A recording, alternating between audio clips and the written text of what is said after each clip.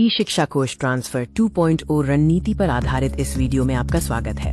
हम नवीनतम portal update, SOP नियमों और भविष्य के समानीकरण रैशनलाइजेशन से जुड़े जोखिमों से कैसे बचें, इस पर चर्चा करेंगे। वर्तमान में पोर्टल पर कई तकनीकी अपडेट उपलब्ध हैं। अंतः जिला इंट्रा डिस्ट्रिक्ट स्थानांतरण के लिए आपके पास 30 तक स्कूलों का चयन करने का विकल्प है। वर्तमान में अंतर जिला इंटर डिस्ट्रिक्ट स्थानांतरण के लिए केवल प्रमंडल डिवीजन और जिले का चयन किया जा सकता है। कृपया ध्यान दें कि पूर्व में पारस्परिक स्थानांतरण म्यूचुअल ट्रांसफर का लाभ ले चुके शिक्षक आवेदन नहीं कर सकते हैं और चूंकि सॉफ्टवेयर अपडेट चल रहे हैं, इसलिए धैर्य बनाए रखने की सलाह दी जाती है। सोच रहे हैं कि पोर्टल पर कौन आवेदन कर सकता है? फिलहाल अगले चरण के लिए केवल अतिशेष सरप्लस शिक्षकों के आवेदन स्वीकार किए जा रहे हैं और उन्हें ओटीपी प्राप्त होगा। गैर अतिशेष शिक्षकों को एक संदेश दिखाई देगा कि वे सामान्य स्थानांतरण के लिए पात्र हैं, लेकिन प्रक्रिया आगे नहीं बढ़ेगी। पूर्व में पारस्परिक स्थानांतरण का लाभ ले चुके शिक्षक इस चरण में भी आवेदन करने से अवरुद्ध ब्लॉक्ड रहेंगे। आवेदन करने से पहले अपनी अतिशेष सरप्लस स्थिति की जांच करें। ट्रांसफर 2.0 पोर्टल पर लॉगिन करें, विशिष्ट पदों पर नियुक्त शिक्षकों को छोड़कर। यदि आपको अपने स्कूल में अतिशेष के रूप में चिन्हित किया गया है, तो आपको एक अधिसूचना नोटिफिकेशन प्राप्त होगी। स्थानांतरण विकल्पों के लिए आपकी पात्रता इसी अधिसूचना द्वारा निर्धारित होती है।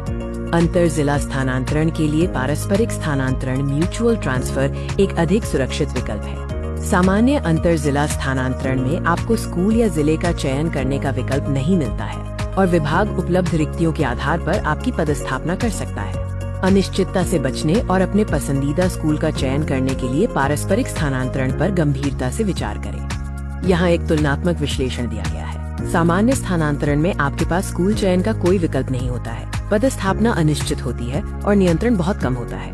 इसके विपरीत पारस्परिक स्थानांतरण में स्कूल के चयन पर आपका पूरा नियंत्रण होता है, पदस्थापना की गारंटी होती है और सुविधा अधिक होती है। यदि कोई उपयुक्त विकल्प उपलब्ध है, तो पारस्परिक स्थानांतरण अधिक लाभदायक है। पारस्परिक स्थानांतरण में सरप्लस ट्रैप से सावधान रहें। निर्णय लेने से पहले ये सुनिश्चित कर लें कि लक्षित स्कूल में पहले से अतिशेष सरप्लस शिक्षक मौजूद न हो।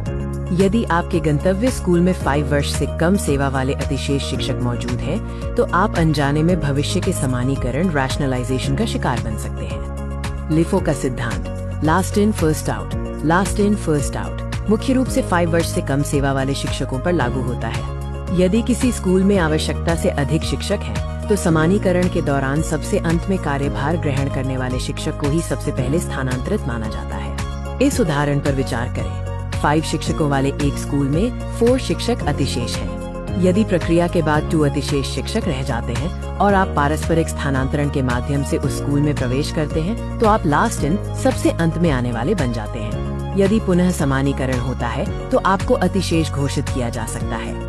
पारस्परिक स्थानांतरण के लिए सुरक्षित क्षेत्र की पहचान करने हेतु उन स्कूलों से बचें जहां आपके विषय के अतिशेष शिक्षक पहले से मौजूद हैं या जहां स्वीकृत पदों से अधिक शिक्षक कार्यरत हैं।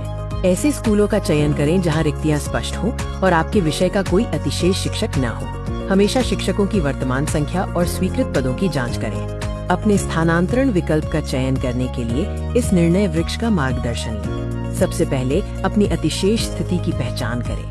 यदि आप अतिशेष नहीं हैं, तो सामान्य स्थानांतरण की प्रतीक्षा करें। यदि आप अंतर जिला स्थानांतरण के प्रयास में हैं, तो पारस्परिक स्थानांतरण को प्राथमिकता दें। लेकिन ये सुनिश्चित करें कि समानीकरण के जोखिम से बचने के लिए गंतव्य स्कूल में आपके विषय के कोई अतिशेष शिक्षक न हो। सुरक्षित और सफल स्थानांतरण के लिए जल्दबाजी से बचें, क्योंकि पोर्टल में लगातार अपडेट हो रहे हैं। स्वयं लॉगिन करके अपनी स्थिति का सत्यापन करें और पारस्परिक स्थानांतरण के लिए प्रतिबद्ध होने से पहले हमेशा लक्षित स्कूल की अतिशेष और रिक्ति स्थिति की जांच करें।